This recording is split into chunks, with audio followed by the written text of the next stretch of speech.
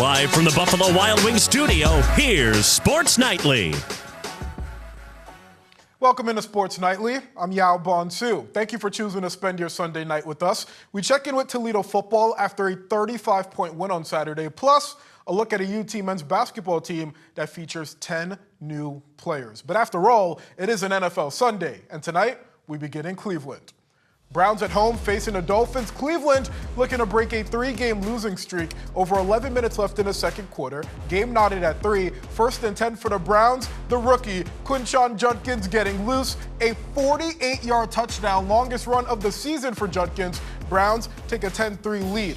A little over 6 minutes left in the quarter. Cleveland in the red zone. Second and goal. Judkins in the Wildcat. He bobbles the snap, but still manages to weave his way through for his second touchdown of the game. Fourth of the season. Browns go up 17-3. Cleveland led 17-6 at half. Dolphins had the ball coming out of break. First play from scrimmage. Tua Tagovailoa is picked off by Tyson Campbell. The former second-round pick was traded to Cleveland 11 days ago, and here he has a 34-yard pick six. First INT since week 1 of 2023. Browns go up 24-6, but I got to give you guys one more. Fourth quarter, 3rd and 12. Dolphins try to work out of their own end zone. Tua picked off again, this time by Rayshon Jenkins. On the ensuing drive, it's Judkins back in the Wildcat, and he gets his 3rd touchdown of the game. The last time a Browns running back had a hat trick, Nick Chubb in week 2 of 2022. Browns snapping a 3-game losing streak, a 31-6 win.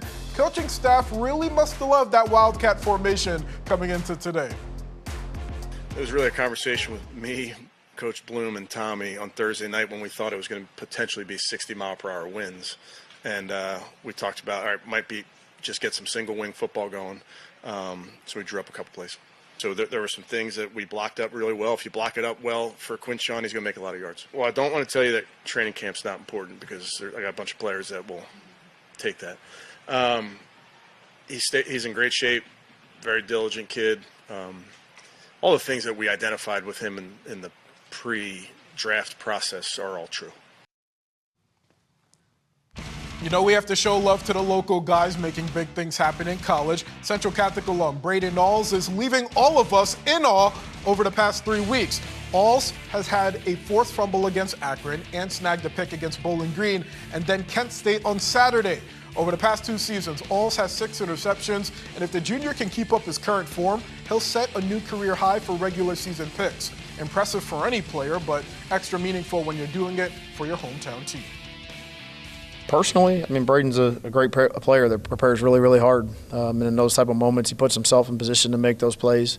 And I know he takes a great deal of pride in that. And, you know, a local guy that Toledo means a ton to him. And, you know, he wants to do really, really well for this university, for this team, and for himself. But, you know, those type of guys, it means a lot to them. And, you know, wasn't a very easy week around here. So, you know, good to see those guys step up and do a really good job. And, yeah, really proud of Braden. Meanwhile, we're used to seeing a 1-2-3 punch for the Rockets in the backfield. Chip Trayanum leading the way with Kenji Christian, Connor Wallensack behind him. But with Trayanum out on Saturday due to a lower body injury, that left Christian with the lead tailback duties for the first time this season. And although the junior didn't find the end zone, he racked up a season-high 113 rushing yards. He added 21 more in the passing game. Christian was one of many new faces to stand out in Saturday's win over Kent State. And if Trayanum is out for an extended period of time, how confident is Coach Candle that guys like Christian can hold it down on offense? 552 yards today. So I think pretty confident. I mean, we got to play, but we again, hypotheticals. Like, these are things that we can't control. So if you can't play, you can't play. You got to get the guys ready that can. It's not about the guys that are not here and not involved. He'll do whatever he can to get back. I'm sure of it. The guy's a workout warrior. But, you know, the guys that are available, we got to go. And like I said, I thought Kenji stepped up and did a good job. Connor Wallensack came in and did some good things. And some of the young pups, when the game was, turned to be a one-sided game, I thought they did some good things as well. Great to see Kenji Christian get loose and, have a really good game under his belt. And at Bowling Green, yesterday had all the hallmarks of another perfect fall Saturday. Great weather, over 23,000 on hand, and then The game started. Falcons turning the ball over twice in a 27-6 loss to Central Michigan, a season low in points as the offense struggled to get any sustained drives going. Considering what is left on their schedule, games against league bottom dwellers Kent, Eastern, Akron, UMass, the loss to Central really hurts BG's chances of reaching the MAC title game, but that isn't Eddie George's main concern. Listen, I'm not worried about going to Detroit or winning the MAC at this point. We're not there yet. Can we get there? Yes. But these are the move 2 steps forward, you take 1 step back type of moment. So instead of sitting here and being long-faced about, what we didn't accomplish, hey, we got to take ownership and say we are who we are. We're not a championship team yet. Now, going through this and getting better and learning from it, we build championship pedigree. And if that's this year or next year, that's what it is.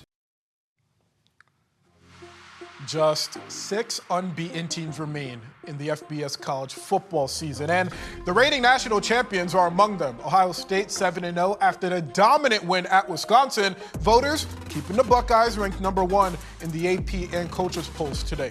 Defense off to an impressive start. After yesterday's shutout, OSU has only allowed 41 points. That is the fewest through 7 games for any college football team since Florida State in 1993, a season that saw FSU win the national title.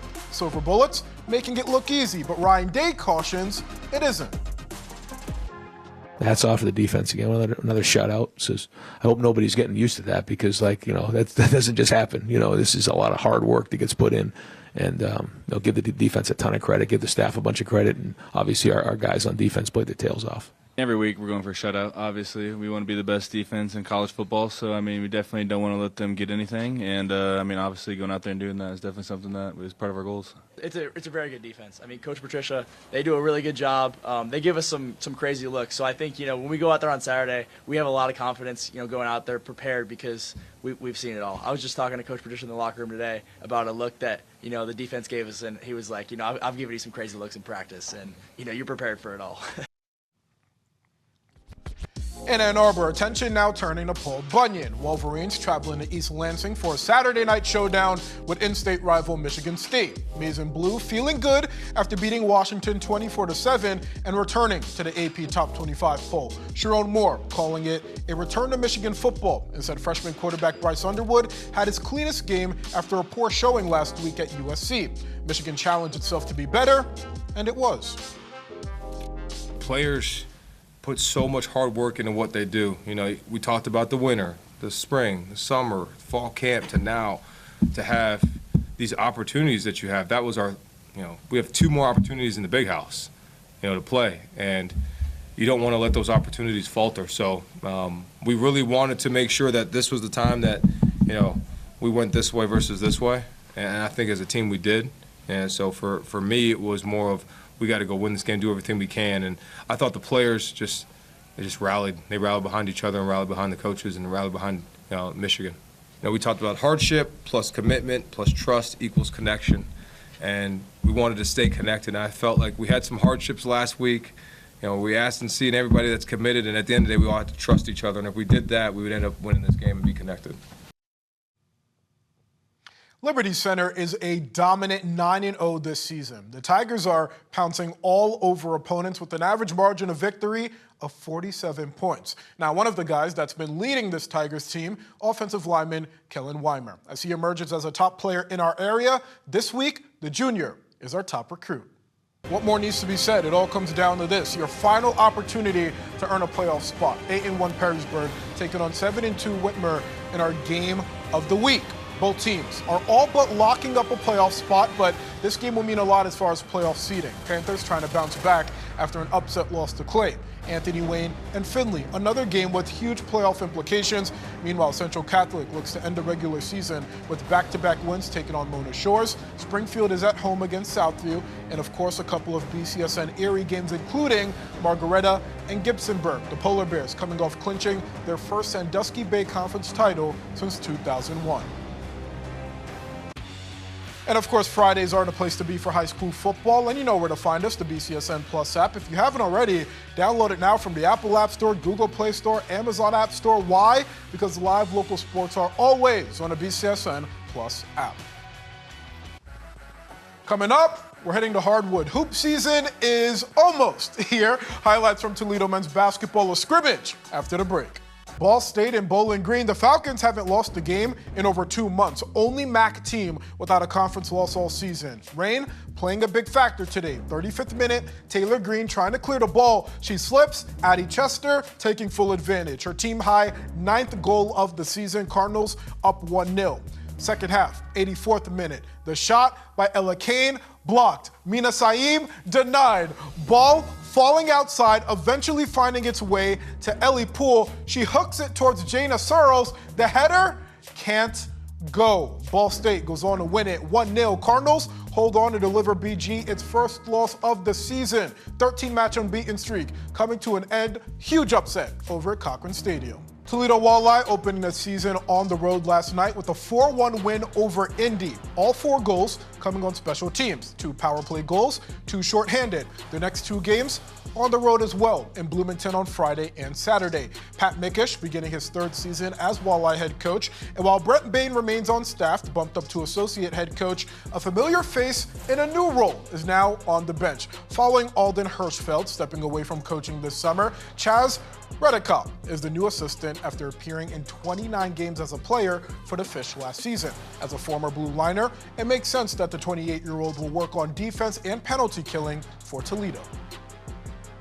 And he's a kind of a natural coach. He's got great rapport with the players. He communicates extremely well, and he's excited for this opportunity and to be part of this organization long term. He's doing a great job. You know what? Obviously, it's a little different for him being a first-year guy, but he's taking the punches as they're going, and he's been really, really good at what he does.